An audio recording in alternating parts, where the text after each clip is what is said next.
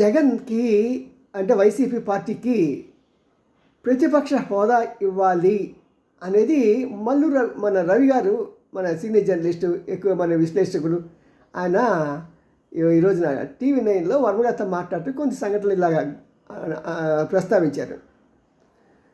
మరి ఆ పార్టీనే దాని ప్రతిపక్షంగా గుర్తించట్లేదు మన టీడీపీ కూటమి.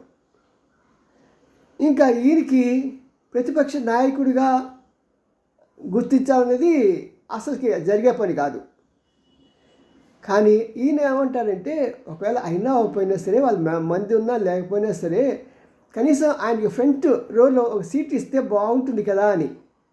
ఓకే, అదొక పాయింట్. అయితే ఆయన రైజ్ చేసిన మరొక పాయింట్ ఏంటంటే, పవన్ కళ్యాణ్ గారి డిప్యూటీ సీఎం కదా, మరి సీఎంకి ఇచ్చిన హోదాలో కొంత భాగమైనా సరే ఆయనకి ఇస్తే బాగుంది కదా.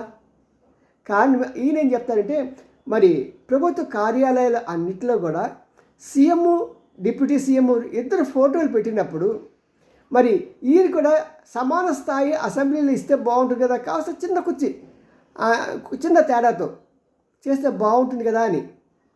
మరి పవన్ కళ్యాణ్ అభిమానులందరికీ, మా అలాంటి వాళ్ళందరికీ కూడా ఈ ఐడియా బాగుంది, చేస్తే పోయింది ఏంటి?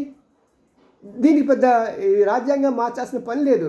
ఎందుకంటే ఈ రాజ్యాంగం లేని డిప్యూటీ సీఎంని మన స్పీకర్గా ఎలా చేసినప్పుడు ఆఫ్టర్ ఆల్ పెద్ద కుర్చీ సమస్య ఉందండి. అభిమానులంతా సంతోషిస్తాం కదా.